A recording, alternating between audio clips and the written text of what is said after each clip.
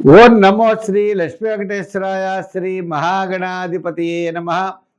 జ్ఞానానందమయం దేవం నిర్మలస్ఫటికాకృతిం ఆధారం సర్వవిద్యానాం హయగ్రీవముపాస్మహే. మే 31 నుంచి జూన్ 6వ తారీఖు వరకు ఉన్న గ్రహాల యొక్క పరిస్థితులను అనుసరించి మనం రాశి ఫలాలు తెలుసుకుందాం. మరి కుంభరాశిలో రాహు, మీనరాశిలో శని, మేషరాశిలో కుజుడు, వృషభ రాశిలో రవి, గురుడు, శుక్రుడు, మరి బుధుడు, ఈ 3 గ్రహాలు కూడా మిథున రాశిలో ఉన్నారు. చంద్రుడు వృశ్చిక, ధనస్సు, మకర రాశుల్లో చంద్ర సంచారం ఉంటుంది. మరి సింహరాశిలో కేతు యొక్క గమనం. ఇటువంటి పరిస్థితుల్లో మనకి ఏ ఏ రాశుల వారికి ఎలా ఉన్నాయని చెప్పి తెలుసుకుంటూ, మరి ఈ వారమే తప్పనిసరిగా గురుడి యొక్క బలం మారుతోంది. గురుడు చేంజ్ అవుతున్నాడు. అంచేత మరి ఈ గురుడు మారేటువంటి విధంగా అంటే గురుడు మిథున రాశి నుంచి కర్కాటక రాశిలోకి ప్రవేశం 2వ తారీఖు నాడు.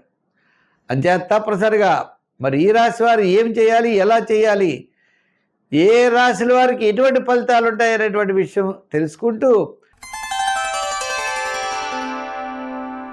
మీనరాశి, ఈ మీన రాశి వారికి జీవితమే మారినట్లుగా గత 3 సంవత్సరాల నుండి పట్టినటువంటి చీడ ఇబ్బందులన్నీ కూడా తొలగడం ప్రారంభమయ్యాయి.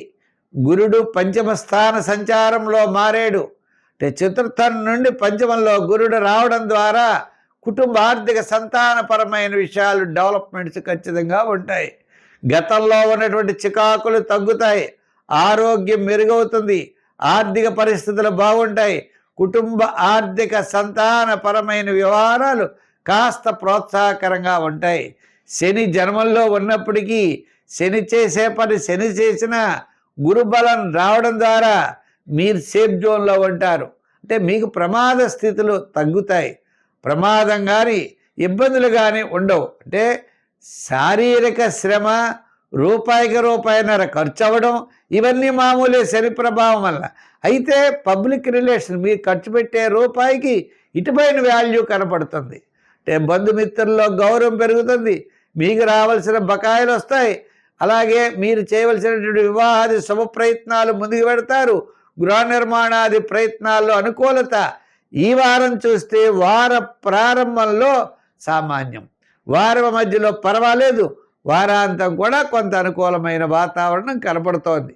ఏదైనప్పటికీ ఈ యొక్క మీనరాశి వారికి అనుకూలమైన వాతావరణం ఈ వారం ఉన్నది. సంఖ్యల్లో 3, రంగుల్లో గోల్డ్ కలర్ వాడండి. ఆరాధనలో విష్ణువు యొక్క ఆరాధన చెయ్యండి. బుధవారం విష్ణుమూర్తి ప్రీతి కోసం మీరు తప్పనిసరిగా పెసలు, నానబెట్టిన పెసలను ఆవుకు పెట్టండి. సుబ్రహ్మణ్య స్వామి వారి యొక్క దేవాలయానికి వెళ్ళండి. ద్వితీయంలో కుజుడు ఉన్నాడు. కుజగ్రహ ప్రీతి కోసం సుబ్రహ్మణ్య స్వామి వారి యొక్క ఆరాధన చెయ్యండి. మరి ఈ రాశి వారు ఇంకా అనుకూలంగా ఉండాలంటే నవగ్రహ ప్రదక్షిణ చెయ్యండి. స్వస్తి.